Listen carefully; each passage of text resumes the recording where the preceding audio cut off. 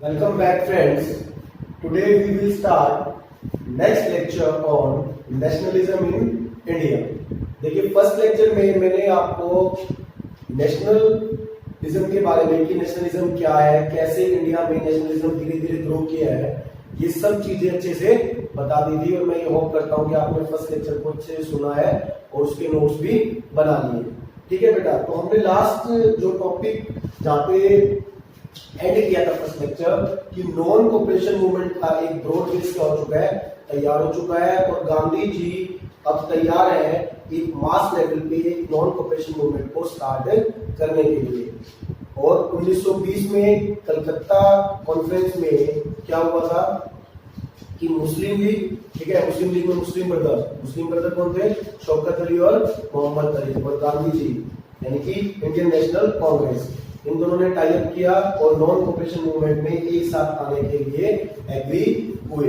एक हल्की सी चीज जो आपको फर्स्ट लेक्चर में देखिए ह्यूमन एरर है, हल्की फुल्की मिस्टेक हो जाती है, उसको आप ठीक कर लीजिएगा कि जो सरदार वल्लभ भाई पटेल को सरदार की उपाधि दी है वो खेड़ा सत्याग्रह में नहीं, खेड़ा मूवमेंट में नहीं, वो बारडोली मूवमेंट में दी गई है। ठीक है, देखिए सारी की सारी जगह अहमदाबाद, खेड़ा, बारडोली, ठीक है, आगे जाके आपका एक जगह का नाम हो रहा है 60 मार्च में दांडी, ये सब गुजरात में ही है। ओके, तो सरदार वल्लभ भाई पटेल को सरदार की उपाधि कहाँ दी गई है? बारडोली सत्याग्रह में। और किसके द्वारा दी गई है? विमेंस के द्वारा। बाकी जो मैंने सत्याग्रह के बारे में बताया था कि खेड़ा सत्याग्रह 1918 में हुआ, कि रीजन क्या था, वो सब चीजें आपकी राइट थी, बस वो टाइटल के लिए आपको याद रखना है कि वो टाइटल खेड़ा सत्याग्रह में नहीं बारडोली सत्याग्रह में दिया गया था। ओके, तो आज हम स्टार्ट करते हैं कि सबसे पहली चीज कि कोई भी मूवमेंट जब स्टार्ट होता है तो मूवमेंट का रीजन होता है, कोई ना कोई क्या होता है? रीजन होता है। तो नॉन कोऑपरेशन मूवमेंट क्यों स्टार्ट किया गया?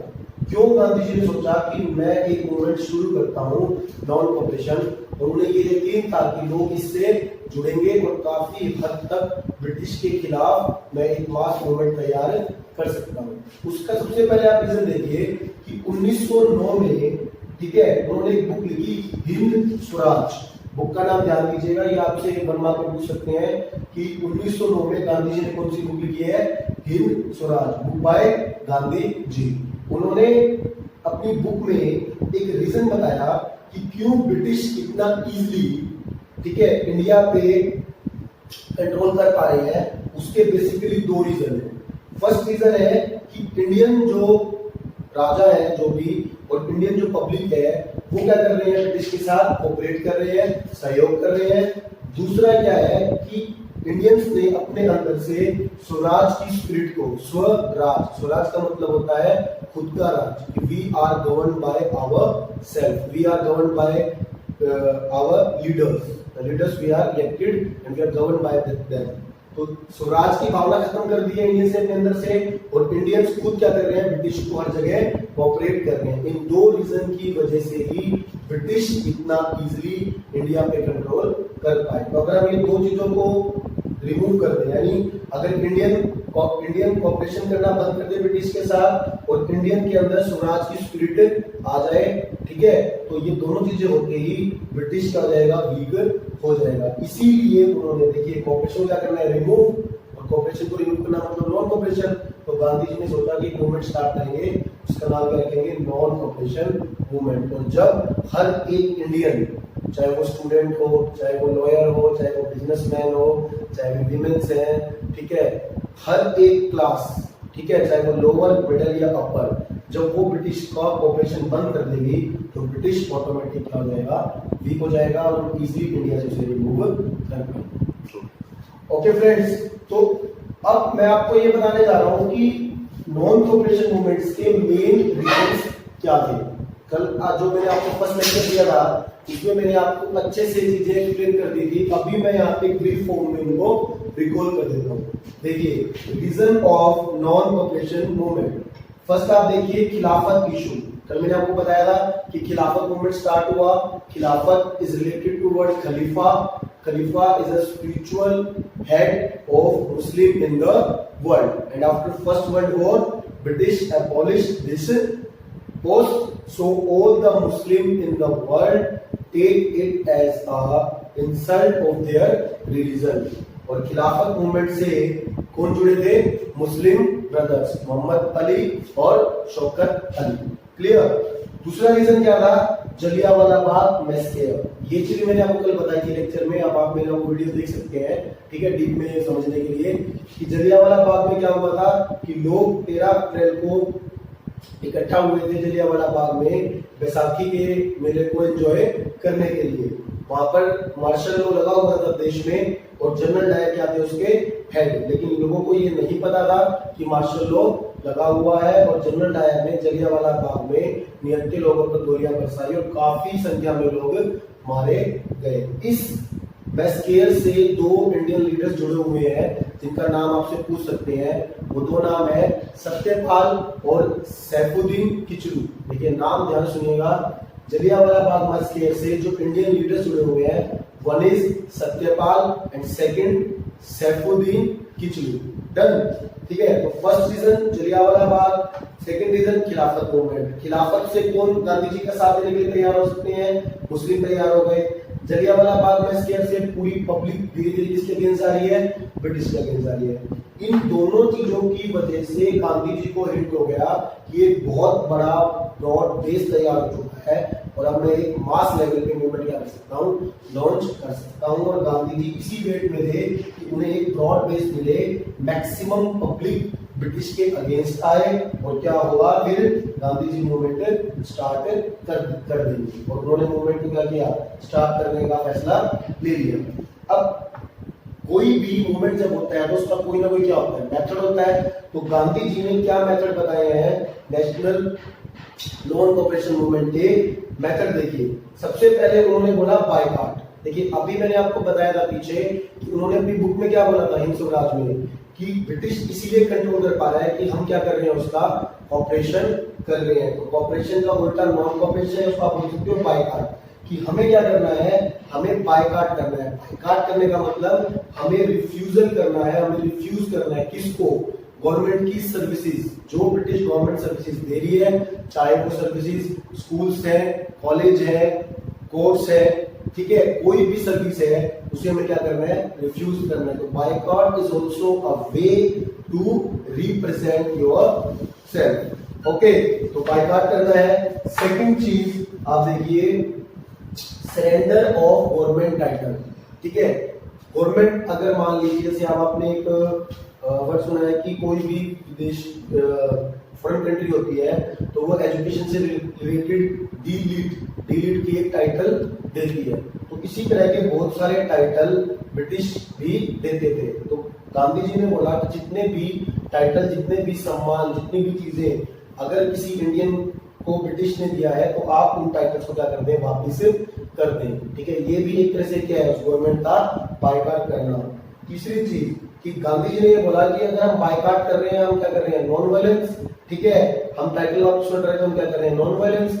लेकिन अगर इस तरीके के बाद भी ब्रिटिश गवर्नमेंट फोर्सफुली, ठीक है, हमारे मूवमेंट को क्या करती है? रिप्रेस करने की कोशिश करती है, तो हम कहां पे चले जाएंगे? सिविल डिसओबीडियंस मूवमेंट का जाएगा स्टार्ट। मतलब कि हम और ज्यादा इसको मास लेवल पे लेके जाएंगे और एक मूवमेंट के साथ एक दूसरा मूवमेंट भी क्या हो जाएगा? मर्ज हो जाएगा। ठीक है, तो इन दोनों चीजों में एक कॉमन चीज है कि हमें क्या करना है?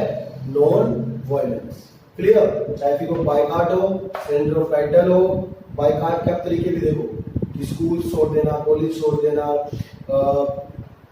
लॉयर्स का अपनी प्रैक्टिस, कोर्ट में प्रैक्टिस छोड़ देना।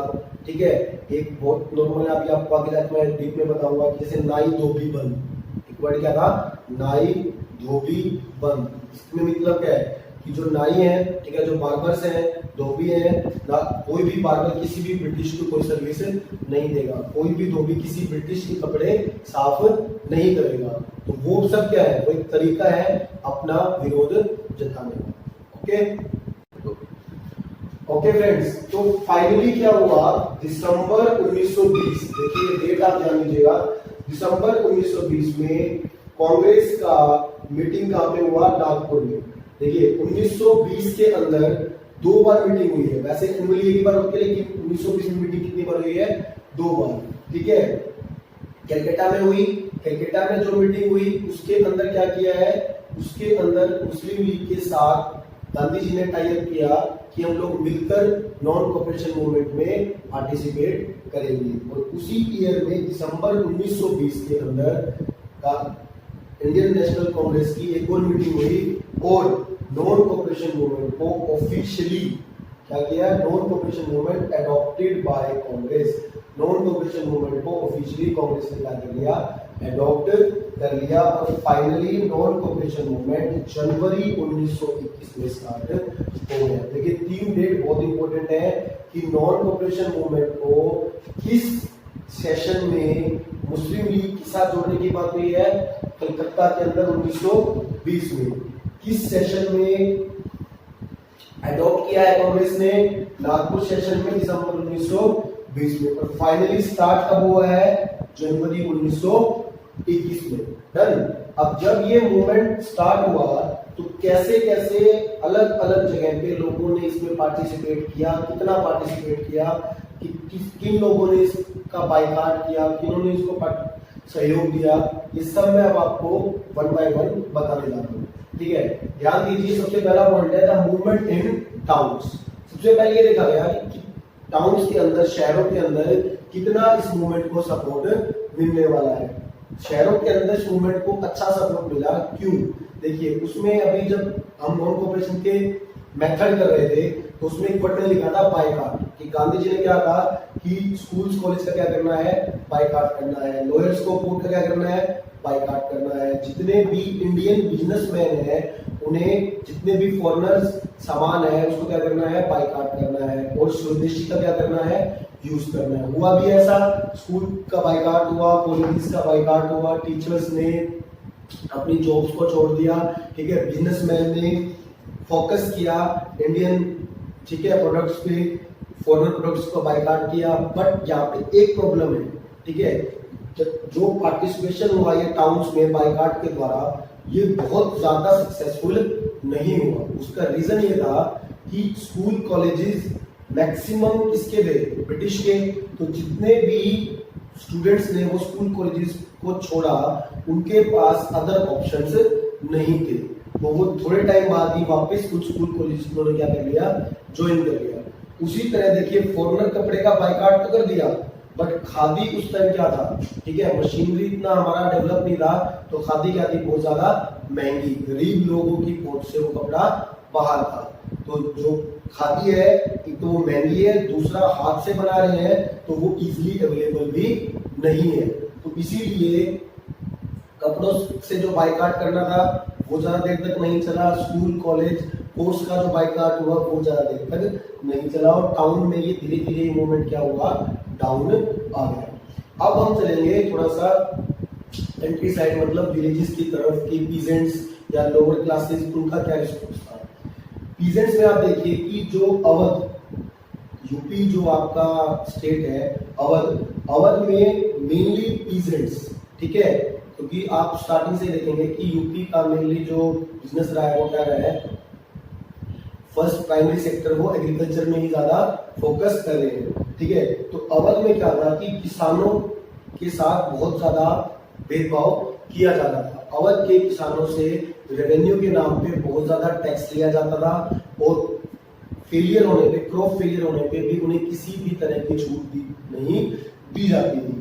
तो पीजेंट जो थे, पीजेंट मतलब किसान, तो जो अवध के पीजेंट थे वो क्या चाहते थे, वो चाहते थे कि हमारा रेवेन्यू में क्या हो, रिडक्शन हो, और बेगार क्या किया जाए, एबोलिशन। एबोलिशन का मतलब होता है खत्म करना, और बेगार का मतलब होता है कि आप किसी से काम करवा रहे हैं बट आप उसको पैसा नहीं दे रहे। फॉर एग्जाम्पल कि मैं अपने घर में कोई भी एक मेड रखता हूँ और मैं उससे सुबह से शाम तक काम करवाता हूँ, ठीक है, जो भी हाउस वर्क होते हैं, और मैं उससे कुछ भी पे नहीं कर रहा, ठीक है, मंथली मैं उससे कुछ पे नहीं कर रहा, मैं उसे खाने के लिए खाना दे दे रहा हूँ, और दैट्स इनफ। ठीक है, उसको बोला जाता है बेगार, कि without any income, without any money, without any money आप क्या करवा रहे हैं, काम करवा रहे हैं। तो किसानों से ये हो रहा था, ठीक है, कॉन्ट्रैक्ट साइन करवा लेते थे और उनसे वही फसल पैदा करवाते थे जो ब्रिटिश को जरूरत थी। फॉर एग्जाम्पल इंडिगो, ठीक है, और ओपीएम, अफीम, ठीक है। तो अवध के किसान चाहते थे कि बेकार को खत्म किया जाए और रेवेन्यू जितना आप जनरेट ले रहे हैं हमसे उसको क्या किया जाए, कम किया जाए। तो उनकी ये डिमांड थी। उनकी डिमांड को लेके पीजेंट के उस टाइम वहां पे लीडर थे बाबा रामचंद्र, जो कि एक सन्यासी थे। वो किसके लीडर बन के उभरे, पीजेंट के लीडर बन के उभरे अवध में, ठीक है। और फिर जब गांधी जी ने देखा कि अवध में किसान भी क्या हो रहे हैं, कलेक्ट हो रहे हैं, तो अवध के अंदर क्या किया गया, सबसे पहले अक्टूबर 1921 में अवध किसान सभा फॉर्म कर दी गई। और इस किसान सभा से जुड़े हुए थे दो इंपॉर्टेंट लीडर, एक बाबा रामचंद्र, क्योंकि वो क्या है, पीजेंट के लीडर, दूसरा जवाहरलाल नेहरू। ये किसके रिप्रेजेंटेटिव है, कांग्रेस के रिप्रेजेंटेटिव है। एक और चीज आप यहाँ पे देखिए कि नाई धोबी बंद, कि आम पब्लिक को अपने से जोड़ने के लिए एक मूवमेंट स्टार्ट किया, उसको बोला नाई धोबी बंद। और वहां पे आम लोगों ने भी, कांग्रेस ने भी, पीजेंट्स ने भी, सब ने मोटिवेट किया किसको, बार्बर्स को, धोबीज को, कि आप किसी भी तरह की सर्विसेज ब्रिटिश को नहीं देंगे और इस तरह से आप भी क्या करेंगे, उनका बायकॉट करेंगे। इस तरह से आप देख रहे हैं कि लगभग हर एक क्लास, हर एक वर्ग, चाहे वो अपर है, चाहे वो मिडिल है, चाहे वो लोअर है, वो किसके साथ जुड़ रहे हैं, नॉन कॉर्पोरेशन मूवमेंट के साथ जुड़ते हैं। तो अब मैं आपको बताने जा रहा हूं कि किस तरह से ट्राइबल्स मतलब की जनजातियां, आपने एक दो नाम मैं आपको बता देता हूं, जैसे मीणा है, मीणा इन राजस्थान, ठीक है, मुंडा इन बिहार। ये क्या है, जनजातियां हैं, ट्राइबल्स हैं। ट्राइबल्स को किस बेस पे डिवाइड किया जाता है, क्यों उन्हें ट्राइबल्स बोला जाता है, कितनी ट्राइबल्स हैं, ये सब चीजें हम डीपली डिस्कस करेंगे जब मैं पॉलिटिकल साइंस के लेक्चर्स आपको अपलोड करूंगा। ओके फ्रेंड्स, तो अभी मेरा मेन मोटिव ये है कि ट्राइबल्स ने क्यों नॉन कॉर्पोरेशन मूवमेंट से जुड़ना चाहा, उसको आप देखिए ट्राइबल्स किस पे डिपेंड है, फॉरेस्ट पे। ट्राइबल्स किस पे डिपेंड है, फॉरेस्ट पे। किसके लिए, शेल्टर के लिए डिपेंड है, फूड के लिए डिपेंड है, ऑलमोस्ट हर एक एक्टिविटी के लिए ट्राइबल्स फॉरेस्ट पे क्या है, डिपेंड है। फॉरेस्ट को वो क्या मानते हैं, अपना घर मानते हैं। वो ये मानते हैं कि फॉरेस्ट उनकी संपत्ति है और उन्हें प्रकृति ने एक चीज दी है। लेकिन ब्रिटिश ने क्या किया, फॉरेस्ट पर भी कानून बना दिए, ठीक है। कैसे कानून, कि अब आप बिना परमिशन के फॉरेस्ट में एंटर नहीं कर सकते, पहली चीज। अब आप बिना परमिशन के फॉरेस्ट से वुड कट नहीं कर सकते, दूसरी चीज। अब आप बिना परमिशन के किसी भी फॉरेस्ट में अपने किसी भी एनिमल को की ग्रेजिंग नहीं कर सकते, तीसरी चीज। चौथी, कोई भी ट्राइबल विदाउट एनी परमिशन किसी भी फॉरेस्ट से माइग्रेट नहीं कर सकती। लास्ट, कि कोई भी ट्राइबल किसी भी फॉरेस्ट से माइग्रेट कर रही है या फॉरेस्ट में उसको कितना एरिया ऑक्यूपाई करना है, everything is decided by government. और जब ये सब चीजें फॉरेस्ट पर अप्लाई कर दी गई तो ट्राइबल्स ने ब्रिटिश का इसे अपनी लाइफ में क्या माना, इंटरफेयर।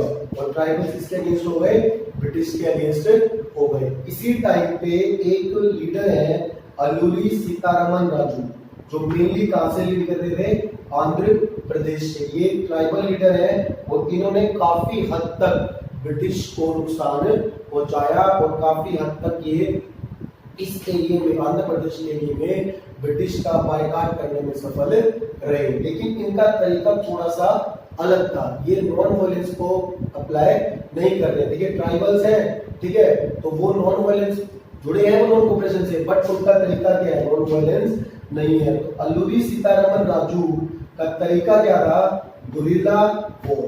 देखिए ये वर्ड पे आप ध्यान दीजिए, गुरिल्ला वॉर। उनकी टेक्निक है ब्रिटिश का नुकसान करने की, उस टेक्निक का नाम है गुरिल्ला वॉर।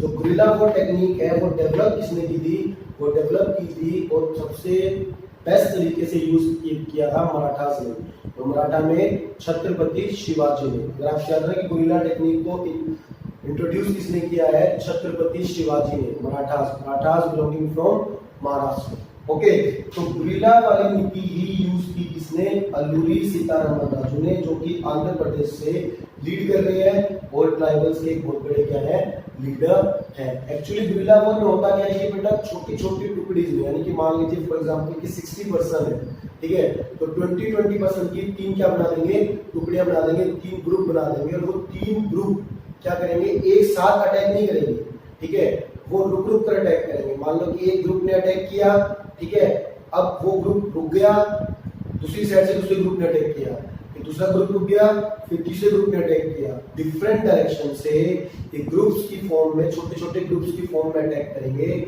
और जब भी ये अटैक करेंगे तो इनका अटैक करने का तरीका, इनका टाइम, इनका वे क्या होगा, अलग अलग होगा, ताकि एनिमी को ये समझ में ना आए कि सामने वाले का प्रोसेस क्या है, किस तरह से अटैक कर रहा है, कब कर रहा है, ठीक है, ये चीजें। और एक बार अटैक करना पूरी ताकत से और फिर दोबारा छुप जाना, ठीक है, छोटे छोटे टाइम पीरियड में वॉर करना, ठीक है, बहुत लंबा ये अटैक नहीं करते। क्लियर, ये चीज है।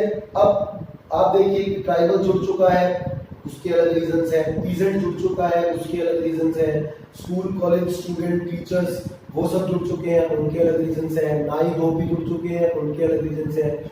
उसी तरह से अगर हम बात करेंगे आसाम में, आसाम में हमें पता है बेटा सबसे ज्यादा क्या प्रोड्यूस होती है, टी, ठीक है, और टी प्रोड्यूस होती है उसके प्लांट के फॉर्म में, बाग होते हैं, बड़े बड़े गार्डन्स होते हैं और हम छोटे छोटे प्लांट्स लगाते हैं टी के, ठीक है। तो वहां पे क्या था कि आसाम में एक एक्ट पास किया हुआ था ब्रिटिश ने, इनलैंड इमिग्रेशन एक्ट।